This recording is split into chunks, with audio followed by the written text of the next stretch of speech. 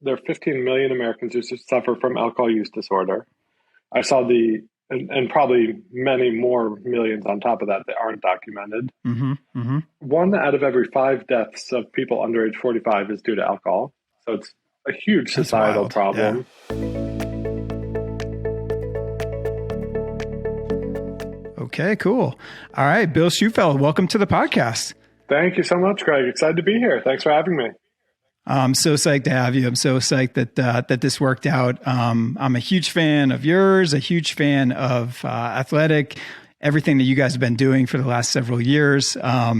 Big fan of the product. So really excited to have you on the podcast and hopefully introduce you to some folks maybe who don't know you or don't know athletics. So maybe as part of that, I might actually just mention up front to folks. So you are today you're a top 20 craft brewer in the U.S. You are one of the fastest growing companies in America, according to Inc. magazine. And you guys have built an incredibly impressive 55% market share in what is an incredibly fast growing market. So awesome, man. That you guys have done great, to get to where you are today. But I actually want to start, I actually want to go back a little bit to see how you got here, originally. So, I want to talk about all that stuff, but let's rewind the clock. Let's look back about 10 years ago. You were working in the world of finance like me. We may have had some crossover there. It'd be interesting to hear about. But I think you were feeling burnt out. You were burning the candle at both ends, and you started training for a race and gave up alcohol for a month. Tell me kind of what happened there. Yeah, and thank you so much for the kind words. I mean, in many ways, I think we're just laying the foundation still and getting going. So it's definitely a fun time. I'm very much here accidentally. I had absolutely zero intention of ever starting my own business. I definitely didn't think I was credentialed to have a food business, and not differentiated taste, not a differentiated idea, I wasn't one of those entrepreneurs who had 100 ideas and chose one. So I was essentially exactly where I wanted to be in the financial world and thought I would do that for the next quarter century and retire. And really almost nothing had crossed my mind that was contrary to that path. So I was, working at one of the biggest hedge funds in the world, and definitely like a super competitive, intellectually intense place. It was a real meritocracy. And so it was a very performance driven work life that was, 6 a.m. to 6 p.m., but like really spilled outside of those hours and into the weekends and the nights. And then also like that was like 3-4 work dinners a week. Then I'm a very social guy, and like I have my wife, and like, so I did things with friends, things with family, weddings, barbecues. Yep. And it was just like, I was getting to a point where, there were 6 or 7 drinking occasions in a week, and I was kind of sick. Well, I loved everything about those occasions, but alcohol wasn't adding anything to them. And so kind of parallel to that, even though I played high school and college sports, I didn't really fall in love with fitness till I was about 27. And then I just realized I loved working out, found a group of people that I did boxing with, and then I fell in love with Spartan races. And then I just started running longer and longer distances. And, you'll never find me on a podium or anything. I'm just a recreational guy who loves to work out. But I was on this health journey. I was on this intellectual journey in my career. And it was just like on a real self-improvement cycle. And alcohol kept getting in the way of that. It was, every day it was like the drink or two. But then like once a month, it's a lot of drinks, and that sets you back a day. Like when you like catch up with friends, go on a bachelor party, weddings, whatever. Those weekends and stuff started to set me back for like 2 or 3 days and be like a real deterrent in my life. And I kind of put the dots together that, it was time to test no alcohol. And so, stopped drinking for like what was originally a month, but felt amazing. Was sleeping through the night. My brain was firing like it never had. I was eating healthier, didn't have any like blow up days and nights. And I was feeling better at work and super sharp every day. And I never wanted to go back. It was like I had taken this artificial ceiling off my life and felt amazing. And so that's what kind of led me to stop drinking. And that was right as I was about to turn 30 and get married. And Mm-hmm. Mm-hmm. but from there, I was then doing all the things I love doing, and there were no options out there. So, being at a work dinner and then having to ask the waiter, like, do you have any good non-alcoholic drinks? Do you have any? And like, Mm-hmm. Mm-hmm. easy answer, no. Like, and so then I'm the one with like a Diet Coke at a work dinner where everyone's eating like steaks and pasta. And I've always been a huge food guy and loved craft beer. I went to college in Vermont. And so it was always a moment where people were like, what's wrong with you? And I was like, nothing. I've Mm-hmm. made a great choice. And it's all about my performance and how I feel. And, I found none of those people really cared if I was drinking or not, but they wanted me to have a good time and have something in my hand I was excited about. And so it was like just so clear to me that there was something missing. And so it was like, that was a huge personal pain for me, is not only the lack of Mm-hmm. options, but all the questions that came with not drinking. But then as I started to voice that like to other people, I realized that there were a lot of people not drinking. Maybe I was drinking a lot more than everyone else. And like most of the population was actually drinking way less often than I was and had a huge hole in their occasions. And at first to me, I was like, wow, this is potentially a really big economic opportunity. Like someone should do this. I was like, why isn't anyone doing this? And I kept saying like to people, like, why isn't anyone making great non-alcoholic beer, non-alcoholic craft beer? Can't believe there's no non-alcoholic wine. And the more I said it, the more my wife was really the first person to recognize that that's a really good idea. And she like grabbed my shoulder and like spun me around basically and was like, you should look into that. And I was like, what do you mean? And like, it hadn't even occurred to me that it was an idea. But that got the wheels turning. And the more I peeled back the onion, I was like, wow, this is actually a big idea. And yeah. I spent, so there was like 50% of adults shut out of the drinking world, essentially, that 50% of adults don't really drink at all. And it's going more and more that way. And the people who do drink like one night a week on average. And then also like for anyone, it's no longer a sober versus drinking thing. It's why can't everyone have great drinks every night of the week? And like, how much of the occasion base is the beer, wine, and spirits world missing? And to me, it was so obvious that like they're missing most of it. It's not like this isn't a drink for recovering alcoholics when they're at a bar. This is a drink for everyone every day of the week. And like, so that was a huge economic realization to me, is that like, wow, this is actually a really big idea. But so I worked on that idea for 2 years, but I didn't quit my job till I was like, I realized there are 15 million Americans who suffer from alcohol use disorder. I saw and probably many more millions on top of that aren't documented. Alcohol is the number, 1 out of 5 adults under age 45, 1 out of every 5 deaths of people under age 45 is due to alcohol. So it's a huge societal problem. Yeah. And then I realized, like, I saw the transformation that happened in myself. And I was like, A, I love having a great beer every night of the week. But B, if we give people like easy, moderate options, like we can have a huge positive impact on society's health here. And like, is when I connected all those impact dots, that's when I was out the door on my job and resigning within a week after that. So. Gosh, so much of that resonates with me. I think, my experience was pretty similar. I think I was working on Wall Street around that time as well. In fact, I think your former employer was a client of mine, so I visited the offices fairly often. But I know that lifestyle. It was similar. Like, it's funny for me. Like probably mid-20s, like I had always been like thin as a rail. And then like all of a sudden when I was like probably like 26 or 27, over the course of like 6 months, all of a sudden I gained like 20 pounds. And I was like, what? All my clothes were tight fitting and everything. It was just because all of those nights out. And, I had a lot of the same kind of thoughts around, do I really want alcohol to be this big part of my life? But it's so ingrained into this culture, especially that Wall Street culture. I mean, I think some of the stats you threw out there are really interesting because depending on the environment you're in, like your perception can get so warped. You could be like, oh, it's normal for everybody my age, does, binge drinks like multiple nights a week, but that's not actually true when you look at the stats, right?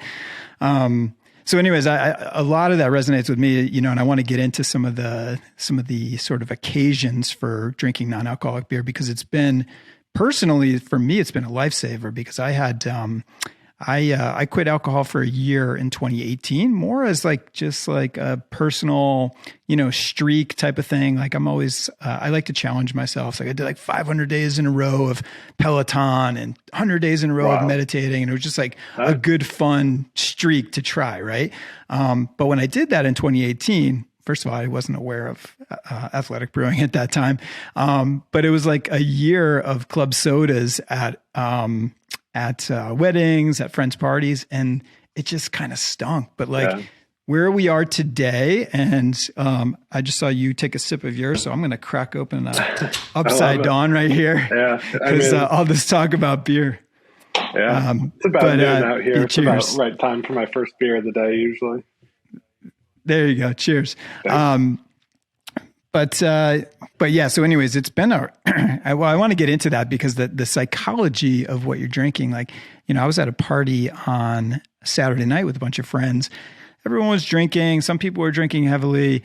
I was drinking athletics, and night and day from my experience in 2018 was I felt completely part of this party, completely part of this occasion, and really enjoying myself and not feeling left out. So that's a whole almost cultural shift or psychological element that I think people are probably just starting to see.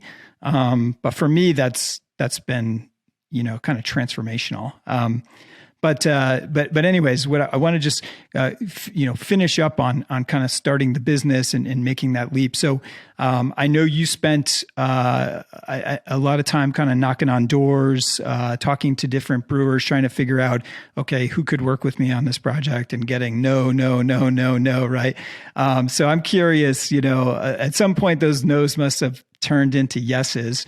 But what was that kind of period like for you, where you were going through that, where you had this vision, nobody else saw it?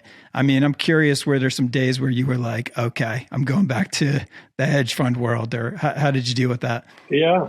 Well, even before I get there, there were a lot of breadcrumbs, like you just said, in terms of the society being ready to change. I was in a really fortunate position that I was on the sell side at a big firm, so I could, not drinking wasn't so tough for me, because I was the client, and in many cases I'd still get made fun of and tons of questions for sure. But sure. I did find if I suggested, rather than a steak dinner, I'd be like, hey, do you want to instead do a soul cycle or Barry's boot camp in the morning? I'd almost hear the relief on people's faces, or in their voice, and be like, oh, whew, I'm dodging a steak dinner, and I'm going to feel great tomorrow too.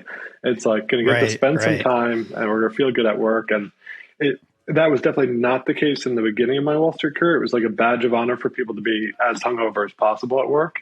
And then 10 years later, it was totally out of style to be hungover at work. And people also would look at you and be like, this is a high performance company, and we have reputations here and stuff. And it's amazing how the world was switching. And so I picked up a lot of those breadcrumbs that people wanted to be healthier, wanted to, and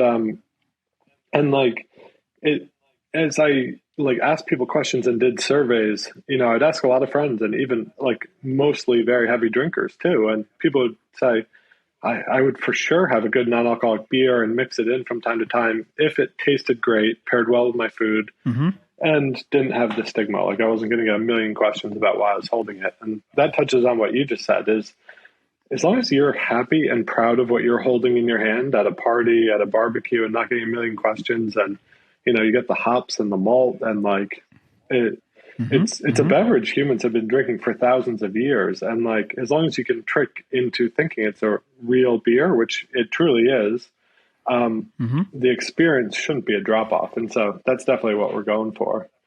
But yeah, it was, to answer the actual question, um, it was a super dark road off the bat. So I had, I went from this world where I was extremely fortunate we had like 300 coverages on the sell side, and anytime I picked up a phone, someone would answer really quick on the other end, and we'd do business. And if I had an idea, people would listen. And when I quit my job there and was out entering a new industry in somewhat of in a very stigmatized fashion, one of the most clear moments to me was, so I had this business plan. I had like a 96-page, basically white paper on non-alcoholic beer and what we thought it could be. Quit my job. I had never brewed a batch of beer, but I had a way I thought I wanted to brew it. And then I started looking at facilities to make it, and we were going to be contract manufactured and make it at scale in someone else's brewery. And I had printed out this map on the wall and put dots all over the map at where all the contract brewers in the country are. And my wife and I were like, she was like so excited for me for this road trip, and I was going to like fly around the country and visit every contract brewer in the country and see which one was the best. And this is like 2014 time period. So I'd done business planning from December 2014 to December 2016, and then resigned January 1, 2017. So got it. Okay. Yeah. So this was a little later. Yeah. Yeah. So in the first couple months after I resigned in 2017, I was going to go all over the country and talk to people and figure out where we're going to make the beer. And one by one, those dots came off the map. There were like 25 of them. And no one. I got a couple people on the phone, and it was a pretty quick no. Really ran out of options. And at the same time, I was trying to find a co-founder who was like a really savvy brewer, and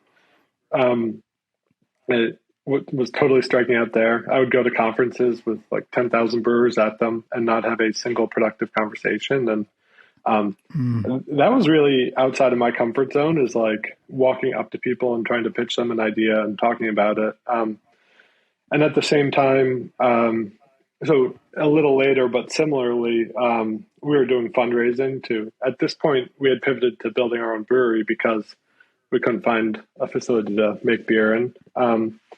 And so I was raising a lot more money than I intended and doing fundraising meetings. And those were also very cordial, but frosty reception. And So after hundreds of meetings with brewers and conversations, I found John, our co-founder.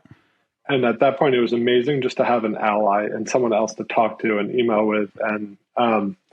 And from there, we were kind of off and running. And so in the summer of 2017, John flew his family across the country to basically homebrew in an empty warehouse with me. I had bought this really small brewing setup, and John was still like, that's too big. And he got out Gatorade jugs and a propane burner. And we were brewing on like super small scale. And at that point, kind of had a partner in crime who, we would stand around the homebrew set all day and talk about what we wanted the business to be, and got to know each other. And at night, I would go do fundraising meetings. But at the end of that summer into the fall, I did about 120 investor meetings at night. Wow. Yeah. And those conversations were looking similarly bleak. And I had made almost no progress in the first 3 months. And I was at call it 10, 15% of our fundraising goal. And very few people were getting back to me. And I didn't want to hunt people down and force the question, because it's a pre-revenue, really abstract concept. And I wanted people who were just super excited about it to get back to me. And there was only one moment where I was like, I just don't think we can get there. And it was only maybe an hour, and my wife kind of heard my musings and basically murdered them. And so she was like, you're too far into this. It'll happen. Just keep going. And, it was just all of a sudden, I can't even really put my finger on it, but there were some moments of momentum where, a college friend invited me to dinner in Brooklyn, and there were 5 or 6 other people at that dinner, and no one in that dinner made a big investment, but it was I think everyone at the table made either a $5,000 or $10,000 investment, and which is not a Mm-hmm, big amount of mm-hmm, money for where we needed to get to. But there were moments like mm-hmm, that where, like, all of a sudden I had more people signing up and talking about it and introducing me to more people. And I found mm-hmm. this angel investor group of 75 people or so that were all like one connection from people I knew really well, but had been like Mm. talking about it or excited about it in some ways. And like a friend of a friend introduced me to someone in Vermont who'd been bugging all the Vermont craft brewers to make a non-alcoholic beer. And he's been now a really good friend and one of our investors. And so I made all these amazing connections. And before I knew it, like we were at like 10% of our goal, 10% of our goal, 10% of our goal. And then all of a sudden we were oversubscribed and I was saying no to people. And I really don't know Wow. how it Wow. happened. Yeah. Yeah. So that's amazing. Like, obviously, I'm sure you look back and are proud at the persistence that you showed. And I've heard you speak about your wife, Jackie, on some other podcasts before. And it sounds like she's really an unsung hero in a lot of the early stages of this business in terms of, helping you to understand that there was a business idea there in the first place to, motivating you or helping to motivate you at times when you were maybe, seeing things a little more darkly. But that's really cool that you guys pushed through, that you found John, that you guys kind of had this vision and you were just stuck to it. And, it kind of reminds me of this idea of like, slow, slow, slow, and then fast. Right. And it's just like nothing, nothing, nothing, and then something. Right. And it's just like, just sticking with it. But it sounds like you had that vision. You were like, other people are not seeing it. They are going to see it eventually.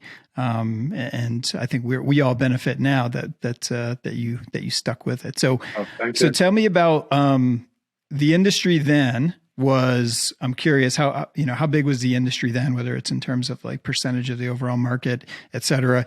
And then how big is it now? And then, what does athletics growth look like kind of over that time? Yeah. So it's, and total credit to my wife. She at many times has given great ideas in valley type moments, but then also kept any hubris from entering the picture too by keeping that's just as important. Yes. Yes. But the industry really had seen almost no innovation for 30 years. Non-alcoholic beer in the US it still had this post-prohibition stigma, even though it really makes sense in the modern lifestyle, in terms of less alcohol, mindfulness, and everything. So it was 0.3% of the overall beer market. The overall beer market is like $100 billion at retail, and it was almost nothing.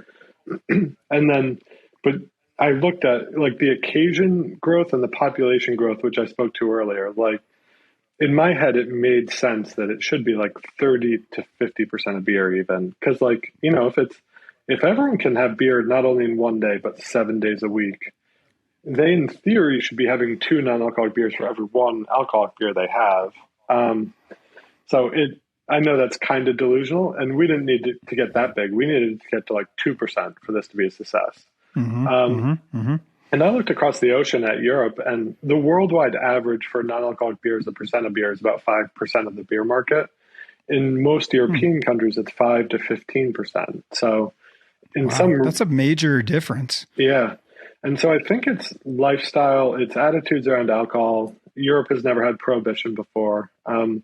Countries like Germany and Spain, which have great beer cultures, it's very normal for people to either be drinking or not drinking, but be social. And so that I saw that and I was like, okay, there's real worldwide proof of concept for this. And we just have to tackle these education barriers. And, that's a marketing challenge. And then we've got the product challenge also. And so we went to work on both of those things. And that was the hypothesis. And we raised our angel round on just the hypothesis. But when we opened our doors, Whole Foods was the first retailer to really buy into what we were doing, and credit to them for supporting a local business, recognizing the potential and just going at it. We've seen some U.S. retailers that have adapted their non-alcoholic beer set go to from like less than 1% non-alcoholic beer to Whole Foods right now is about 8.7% of their beer categories non-alcoholic beer now. Um, So there's real proof. It feels like, I'm sure it doesn't seem this way to you, but as a consumer, it almost feels like it kind of happened overnight, because when I go to, my wife, this was, I think even before I really knew Athletic, I asked my wife, I was like, oh, can you pick me up some non-alcoholic beer, like at our local, like wine and beer store. And she sent me a picture. This was a year ago. She sent me a picture, and, it was like a massive section. I was like, oh my God, this is blowing up more quickly than I thought. But yeah, I mean, to your point, like, so I live in North Carolina, and like, you guys are in Harris Teeter. I think you're starting to show up in Publix, like, a lot. I know you guys have signed, deals with, Walmart and Costco, and, in big restaurants like Buffalo Wild Wings and stuff like that. Like, all of a sudden, it seems, again, maybe not to you, but as a consumer, it's like all of a sudden this is a lot more available. Yeah. And as a guy who came from a numbers background, I over imagined how much our brewery in Stratford could service. I thought a 10,000 barrel brewery, 10,000 feet was like a pretty big investment and good to go, and could say yes to a lot of retailers. And within 10 months, we were so painfully out of stock.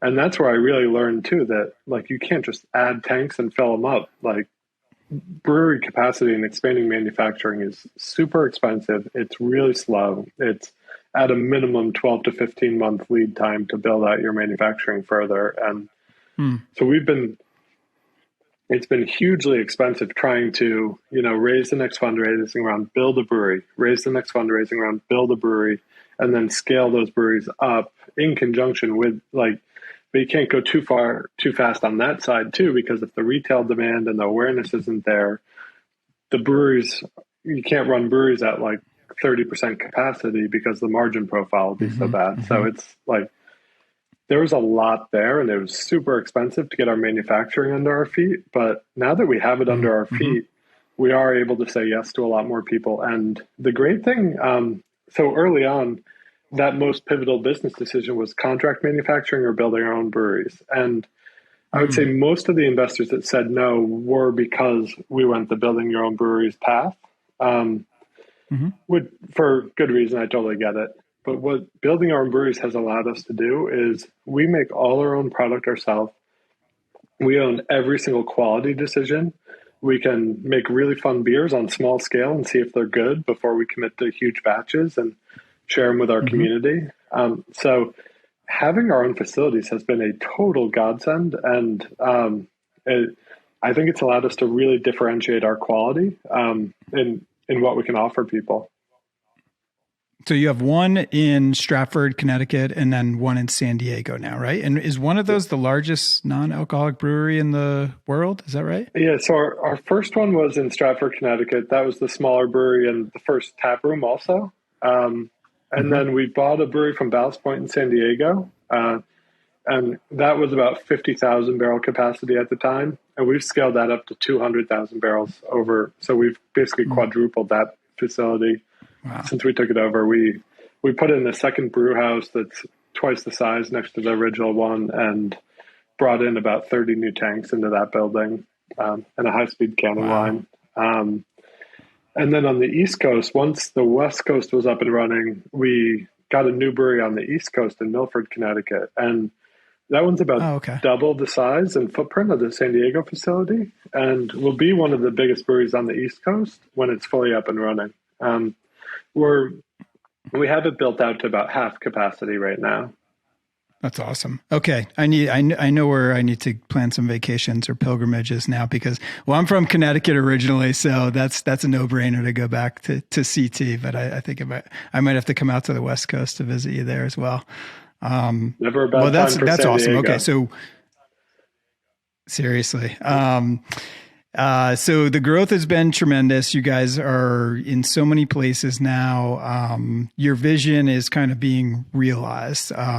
And even just this week, you guys just announced a new $50 million investment from Keurig Dr. Pepper, which is awesome to have a large consumer focused company. I think giving you guys that extra stamp of approval. Not that you need it, but another investor, another big party on your side. So that's all awesome stuff. It seems like everything is moving in the right direction.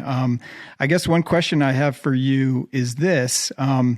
If you think about what challenges are holding back your industry today, right? So I'm curious if anything jumps out at you as, stuff that you still see as kind of hurdles. Maybe I'm curious if you think there's still a stigma attached to non-alcoholic beer, but what do you see as some of those biggest challenges that are still in front of you? Yeah, it's, every day. Thank you so much for the kind words. It's, it feels like we've come a long way, but like in so many ways we're like just getting going. Our top most award-winning beer is only on 17% of the potential shelves that could be on. And in that, there's probably a lot more that aren't even captured in that 17%. So it's probably really only in like 5% of its potential distribution. But in any given day, there's like, call it 3 good things that happen and like 2 huge challenges. And like we're generally to the upper right is the goal, and like working through all those like most difficult problems. I would say some of the biggest challenges for the industry are general awareness. It's still super low. And the community is great that we built so far, but we're one of the only ones pushing the rock up the hill and trying to teach customers that non-alcoholic beer is now awesome. And we're really lucky to have some celebrities and athletes like JJ Watt, David Chang, Carly Kloss, like talking about our beer now and like kind of breaking through some of those societal stigmas. And, that makes it a lot easier for people like us who were people who in our old industry who are now at work dinners, like can hold a non-alcoholic beer and have the essentially like reputational backing of people like that. It's like, this is JJ Watt's favorite beer, and also so like awareness is super low, but we're working on that a lot. I think making sure like trying to be a good industry leader. There are about 50 companies making non-alcoholic beer in the US now, but I would say no one investing in it in the way Athletic is. So trying to teach people lessons about quality and food safety and encourage other people to do marketing and build their brand.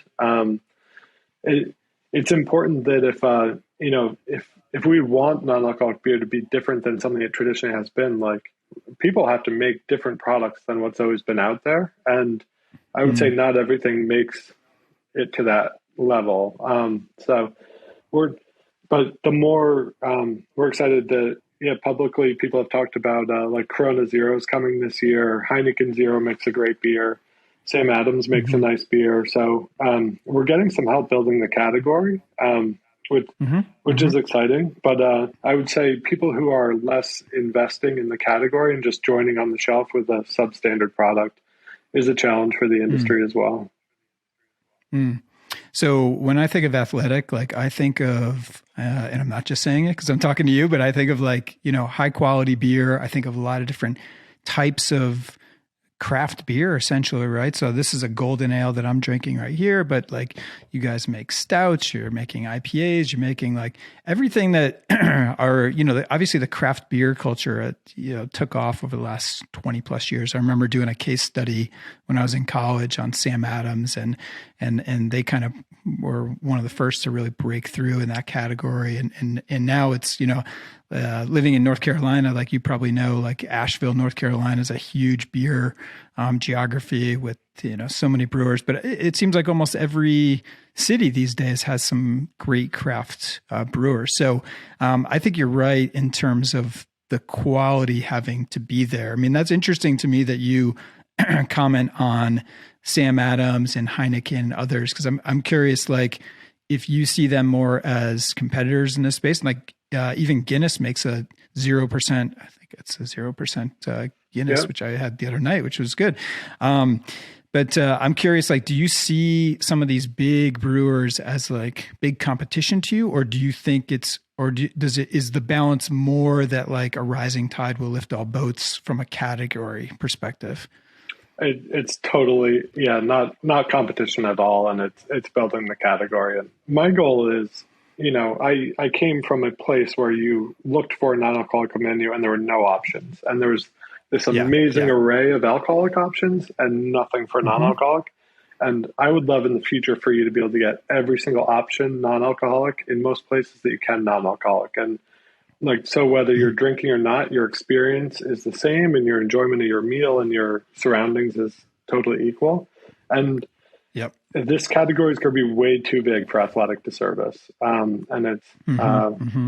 I, it could be a $50 billion category someday. And, we want every kind of drinker to have an option they're excited about. And, there's only so many varieties we can get to market at once. So definitely want people to get whatever beer. Like, some people love Heineken, some people love Coors Light, some people love IPAs, craft beer, stouts. And so we want everyone to be able to get whatever they're in. And most people like those in different occasions, depending on like kind of what you were just describing. So, yeah, Hmm. I Hmm. think we need the support from everyone to build this category. Yeah, so you guys have done a great job of. I like your new app that you can Thank identify you. like where in the area you can get athletic, which is it's kind of funny. Like this has happened for me like kind of quickly, but I'm actually it's not insignificantly impacting my decisions on where I want to go to dinner, which is kind of funny because like I know like in the immediate area, okay, who stocks what non-alcoholic beers. And like I had dinner with some friends the other night at one restaurant, and I brought my own cooler of athletics in. And I was kind of like, they were kind of like joking at me like, okay, you're going to get in trouble. I'm like, it's kind of funny. I'm going to get in trouble for bringing non-alcoholic beer. And like, it's almost the reverse of like when you were a teenager, like, sneaking in alcohol to places. But I've actually personally been having conversations with some of the restaurant owners just in my local area here in Charlotte, saying, "Hey, this restaurant right across the street serves athletic brewing," and telling them a little bit about that, and they're like, "Okay, wow, we need to do that." So I think it's like slowly, but surely happening. But like, I think once this becomes part of your routine, like it does impact some of your decisions about like where you actually want to go. Oh, for sure. It's like what you pair with your meal and the drink you have is a huge part of your experience for sure. And so, yeah, it definitely is similar to me. I've paid corkage fees for non-alcoholic beer. Like, I walk into Oh restaurants and I'm yeah, like, yeah, yeah. I don't want any of your beers, but can I pay you $5 to drink my beer? Yes, Um, yes. and then I've actually been behind people in line who, so at a restaurant down the hill, I've been behind someone in line. They had no idea who I was or like I was there even. And I heard Yeah. them order, and when they didn't have athletic beer, they were out of stock. They walked out. I was like, Oh, really? I got out to my wife and I was like, it was cool. Um, That's pretty funny. That reminds me of I was at a wedding out in Arizona last spring, and with a bunch of friends, and they were like making a beer run, and they had Heineken 00 at the store. It was like a CVS or something, and I like brought the beer up to the register at the Heineken 00, and they're like, "We just want to make sure this doesn't have any alcohol." I'm like, "Yeah, I'm aware. Thank you very much for pointing that out." But anyhow, back to some of the challenges. Like, one challenge is I think about is that it's still not super obvious or clear to people, like how to describe what they're doing when they're drinking non-alcoholic beer. It's like, okay, like, am I alcohol free? Am I sober? Am I this and that? So I think there's like something to do with language that is still being sorted out. Do you have any thoughts on that? yeah, there's definitely still stigmas around non-alcoholic, and people insist like I think the word sober in general is like pretty outdated. I think Mm, people going forward will go in and out of sober moments, like drink and not drink mm-hmm, in like different occasions much more often than they do now. And that's much more what happens in Europe too. you know, Yep. people will go out to dinner in like similar situations, and like sometimes they'll drink and sometimes they won't. And like we're in the Mm-hmm. US, it's Mm-hmm. like people walk out and are like, I'm a drinker, or like I'm a non-drinker. Yes. And Yes. I think that's just going to fold away, hopefully. But Yeah. Yeah. There is a stigma attached with like, okay, like, oh, this person doesn't drink. You're like, oh, they don't drink. Like, what's going on with that person? They either have a problem or are they just a weird they're just like a weird dude or whatever.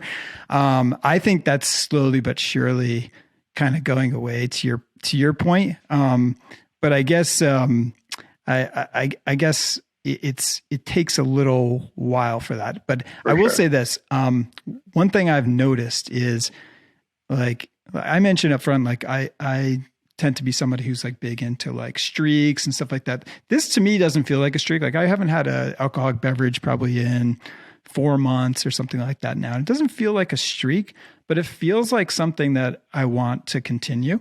And it's more like a true like lifestyle change. And that's for me personally, those reasons are, I'm a dad of 3 kids. I think like you were saying up front, like I am spending a lot of time thinking about my health, trying to eat healthy, trying to exercise very regularly, trying to do all these things to optimize my health and my energy so that I can perform well on the job. And so I can be a good dad when I'm at home. Like I can be patient. I'm not tired or grumpy and all that kind of stuff. And so I look at myself and I'm like, why am I doing all this stuff over here and then drinking a whole bunch of alcohol over here? That is totally contra to all those other goals. So for me, that ends up being kind of the motivation. But when I talk with some of my friends, what I hear back is like, not a lot of my friends, maybe it's just my social circle, I don't know, but not a lot of my friends are like, oh yeah, I'm really like jazzed up to go like alcohol free or whatever. But they are very intrigued when they're like, okay, yeah, let me try one of those. Let me have one of those. And like what they're more intrigued about is like, hey, look, I'm in my mid 40s. A lot of my friends are around the same age. They're thinking like the same thing. Like they want to go out and have a good time. And what's probably more interesting to them is to be like, okay, let me have 2 alcohol beers and then let me throw in an alcohol or an athletic or 2. And so like, I'm still out there, still having fun with my friends, but like, there's going to be less of an effect tomorrow morning. Are you seeing that type of customer behavior in terms of how people consume your product? For sure. You just hit on like 4 of our biggest 5 like reasons for like target customers in a way, or like volume customers, or like what we've heard back from people over the years. It's young parents, where traditionally non-alcoholic beer was a drink for pregnancy. Now it's a drink for young parents chasing kids around, or when they have to unpredictably drive or babysit, or busy. You need a ton of energy just to have patience with young children. So yeah, I can see it. No hangovers, and but busy professionals. We call it zebra striping or pacer beers, where people drink alcohol, non-alcoholic, or one alcoholic beer and then a non-alcoholic before they have to drive or something. So those are definitely some of our biggest occasions. Similar to what you said, it's kind of like tasting and experiencing it. Like people have to kind of experience where it fits in their life. So either if that's putting a 6-pack of good non-alcoholic beer in your fridge, and like it's hard to imagine when you're going to drink it, but when it's in your fridge and it's 4:00 on a work day and you still have 25 emails you want to do, but you want something great to kind of reward yourself for the progress you've made in that day. A non-alcoholic IPA is a pretty great beer in that moment. Or if you're having dinner with your family, on the weekday, like an IPA is really nice to have, like pairing with a meal on a weekday. Absolutely.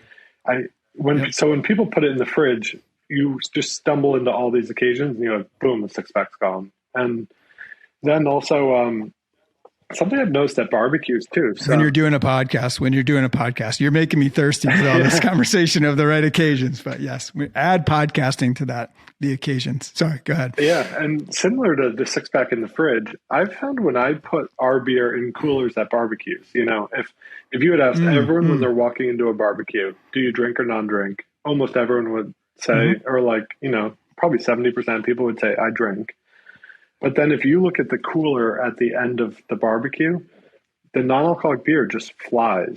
And it happens every single time, I find. And it's drinkers and non-drinkers alike, but like really very few people want to be overserved these days. And that might be something to do with social media or professional risk. And another thing that like helps people be really objective about alcohol is like kind of fitness wearables. So like Whoop, iWatches, stuff like that. Yeah, same. It's going right here. Yeah. But it's, it brings so much visibility to how alcohol impacts you, right? Like it's incredible. Like that's, if you have a Whoop, which if our listeners don't know, it's like a fitness tracking device that you wear on your wrist mostly, and tracks all kinds of metrics, but mainly heart rate variability is kind of the main metric that it tracks. But it's like within a week or two, if you have any drinking occasions, you would notice, holy cow, alcohol is like the one thing that absolutely crushes my sleep in my recovery. It's crazy. So yeah. So you think that's a big part of it too? It's like just that people having more sort of access to that data that they're seeing what actually impacts them? I would definitely think that Whoop and iWatches have driven like tens of thousands of people to us. Exactly what you just said. When you have a very low sleep score on any night, it like the first in the list of questions Whoop asks you is, did you have any alcoholic drinks? Did you drink any coffee last night? And which must be the highest frequency sleep inhibitor. So, but yeah, for sure. Have you listened to Andrew Huberman's alcohol episode by any chance? Yeah, I love his stuff. He's yep. So good. Yeah, I think I've recommended that before in my newsletter because that was a real eye opener as well, just around some of the negative effects of alcohol. But that leads me to one other question I just want to ask you is that one thing I find is that like I do not. So the way that I kind of view this whole trend is like for me, I'm making this choice, right? And I'm like, I don't want to drink alcohol. These are for reasons from me. Like I've already talked about what those are. But I'm like not someone who wants to be like preachy and like on a high horse and something like that and like look down at people or talk down to people who are drinking alcohol. Like I'm super comfortable being in an environment where people are drinking and I'm not drinking, or I'm drinking an athletic, right? I'm totally fine with that. But like, how do you thread that needle? Cause I'm sure you're in that situation a lot. Like, how do you thread that needle of like being enthusiastic for non-alcoholic beer, but not being like preachy or like looking down at people that are drinking alcoholic beer? Yeah, that's exactly the line we're trying to walk. And I've always approached it from, so on the one hand, alcoholism, despite it's a huge problem in society. 15 million people is no small part of the adult population. It's probably almost 10% of the adult population. But it's always been something that's shameful, anonymous, you don't talk about. And I don't know why that's a thing. And Alcoholics Anonymous does incredible work behind closed doors. And I've helped people get to there and get help they need. And so I think it's doing incredible work one person by one person. What we wanted to do at Athletic was, instead of approaching it from a soapbox way, not hiding it, make these choices positive, aspirational, arm people with information. And, I don't care if people drink or not. The world is an extremely stressful place. And if people want a glass of wine on a Friday night, like you do you've earned it. But for all those people that don't have options or people who need an easy off-ramp to a healthier choice, we want to be there for them. And we know everyone's going to find us on quality and experience and feel good about that. And so we have talked to I would say thousands of customers who are essentially accidental quitters. And people email all the time. And it blows their mind. They're like, I didn't even know how I became sober. I would have never fashioned myself a sober person. And like which is really cool. And that's just kind of approaching it from a positive way. I think it is also, like information is helpful. Cause for so long, we never used to have iPhones in our pockets. Like Google didn't exist. It was really hard to get information. And it's not like you were going to go to the encyclopedia and read about like alcohol's effect on the body. But if you have people like Andrew Huberman and Tim Ferriss and yourself who are like spreading these messages of like personal improvement and performance, and I'm in this industry and didn't realize a lot of those things Andrew Huberman said about alcohol. And it was really mind blowing to me. It was a lot of things if I'd really thought about it, I should have known. But I think getting that science out there, and there's a lot of research in the past 2 years about any amount of alcohol is a carcinogen, which in the past, that info would have been so easy to bury with like advertising on TV and then big business influence in the government institutions. And like that kind of would get buried and never make it to the public. Now you have people like yourself getting that message out there to millions of people every year, and people can make their own decisions now. Yeah, makes a ton of sense. I'm going to link to that Huberman podcast, by the way, in the show notes of this one. If people haven't checked that out, highly recommend that. Just really, I think, pretty good, neutral, science-based look at alcohol and some of its effects, that whether or not you choose to drink or not, the way I would put it is it's just good to be aware of, what's actually happening in your body. Okay. We're going to get you out of here soon, Bill. I know you got a busy day. You got a company to run. You got a lot of stuff to do. But let me ask you, your life has changed pretty dramatically over the course of the last, 5+ years. By the way, we didn't even talk about the CFA exams. That's something you and I share in common. If anyone doesn't know, the absolutely brutal mental marathon of financial exams called the CFA exams that I think Bill and I both can commiserate over. I'm sure I failed. I failed it multiple times, so I'll just say that. But that was my example of persistence. Yeah. There's very little challenges like that. That like thorough education of learning that stuff on a multi-year process has really paid back in dividends to me. It's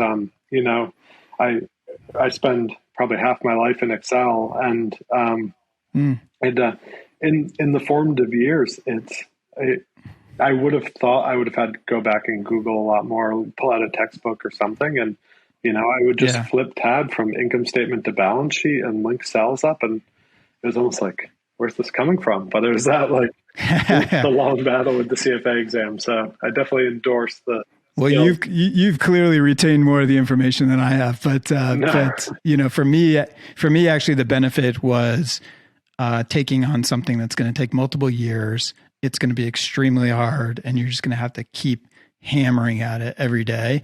And so that was the lesson that I took, like, okay, I can do really hard things and I'm going to probably fail along the way, but I can actually get this done. So to be honest with you, I was actually on the CFA Institute's podcast recently and talking about my own story. But if I were them, I'd be calling you like nonstop, being like, "Hey, this guy's a shining example." I wouldn't be calling people who don't pay their CFA dues and telling them to take it off their LinkedIn profile. I'd be like, "Hey, you're launching a massive company. Like, how did the CFA play into this?" But that's just me. I'm not running it. Yeah, I'd love to be able to keep it in my signature, but yeah, rules are rules. I totally get it. Yeah. But let me ask you this, just, your life's changed dramatically. I think by all accounts, you've retained a real sense of humility throughout it and stayed true to, trying to build a company that's exists for a purpose. And I know you guys do a lot of great charity work, et cetera. But what I want to ask you is, it's hard work doing everything that you're doing every day, running this company that has been exploding in growth, managing new relationships with investors, having conversations with people like me, trying to build a brand, et cetera, et cetera. So what do you do personally? What personal habits? Is there anything besides not drinking alcohol that stands out that's what you see as really foundational to keeping up that high level of performance? Well, on the first part of that too, it's having fun. It's working on what I want to be working on, and I couldn't possibly shut it off if I wanted to. And so it's this starting this company and working on this big problem that I wanted to solve and this impact I wanted to see has been just like a passion I can't put out, but it's also been the greatest interdisciplinary education I've ever had. So like I learned something every day. I'm open to any feedback, ego blows, anything. And so it's been really rewarding, and just like the amount, like just learning along the way about anything from legal to HR to finance, marketing, and having a lot of fun with it. And that's always the number one piece of advice I give to entrepreneurs is, if they ask me like, do you think I should do this? Like, how do you think I should get started? And my advice is, if it's got to be something that you care so much about that you couldn't possibly think about turning off, or, if you try to put it aside, does it just appear in front of you like again? And because there are so many tough times. But yeah, in terms of like personal self-care, so it's I make sure to work out every day. Like even if it's like while I'm watching my son, just doing push-ups and sit-ups next to him to get the blood flowing, or even just stretching. I make sure to do something every day, even if sad. I gotta get you on my push-up streak, man. I just put out a Twitter thread about doing 100 push-ups a day for 31 days straight.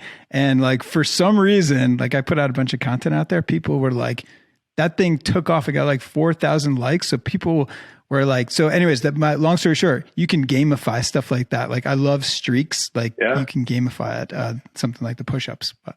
I love it. I'm all about that. Then so if I have 2 minutes, I'll bang out 50 push-ups, and then I'll be like, okay, at least I did something, and my body will be churning in the background. If I have 3 hours, I'll run as far as I can.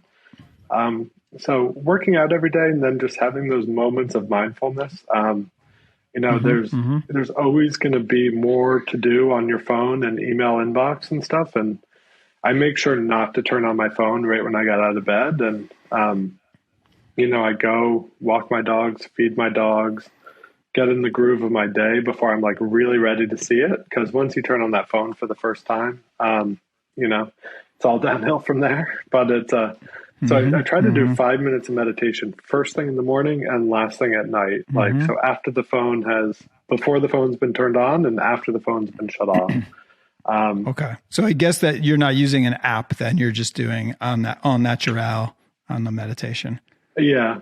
Some people use like Headspace and stuff like that. Yeah, I've kind of just pieced together what works for me. In the morning, it's more goals oriented. I say my long-term goals 15 times, a little gratitude, a little loving kindness, and then just kind of think about the 3 things I want to get done that day. And then I'm off and running. And at night, it's things I'm thankful for. So, at a minimum, that's family. And then beyond that, it's like usually I can think of like 10 things I'm really thankful for that day. And it's that kind of helps me. Humans tend to like put aside the wins and put them in a bucket and then just focus on the biggest problems. And you tend to only have your biggest problem that churns in your mind all day. To me, it's really helpful to just think about the best things that happened that day that I'm thankful for right at the end of the day, just to like kind of catalog and celebrate them, even if it's just a moment. So. Love it. Love it. Gratitude is so important. And I think the more you can be specific about it and come up with, I am grateful for this. I am grateful that this podcast recording technology worked today with Bill, or something like super specific, like, because as you mentioned, like our minds are just naturally trained to gloss over the stuff that worked and 100% focus on the stuff that didn't work. So I love that practice. I think that makes sense. And it explains a lot, I think, around how you're able to stay so grounded after achieving so much success. So Bill, I know you got to get on with your day. What's next for Athletic? What should we watch for in the months to years to come here?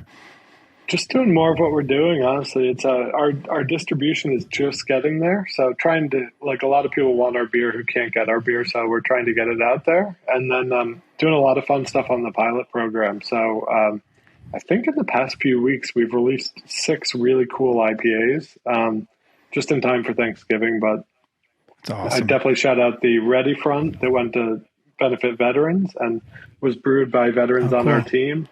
And also the Hometown Harvest has a bunch of local ingredients to the breweries. So that beer is one of my favorites every year. But yeah, really just having fun and doing more of what we're doing. But we're always open to ideas. Awesome. Well, listen, you have a huge fan here in North Carolina. So whenever you are ready to open the Charlotte brewery or whatever, you let me know. I would be happy to be involved. But until then, I'm going to, try to keep telling the story and, helping raise awareness about what you and the team are doing, because I think it's a great mission. It's a great product. And it's a great company that you're building, from the bottom up and all the core values that you guys have and everything else. So, listen, this has been a real honor for me. I'm a huge fan, obviously, and it's something that I've been looking forward to for a while. So, you're a busy guy, but I really, really appreciate you taking this time, and I'm really excited for our listeners to be introduced to you if they haven't heard you already, and be introduced to Athletics. So, thank you very much for your time. Thank you so much, Greg. Really appreciate it. And I'm down in North Carolina fairly often, so I'll give you a shout so we can grab some beers together. I appreciate it. That would be amazing. Okay, cool. Thank you very much. Awesome. Have a great day.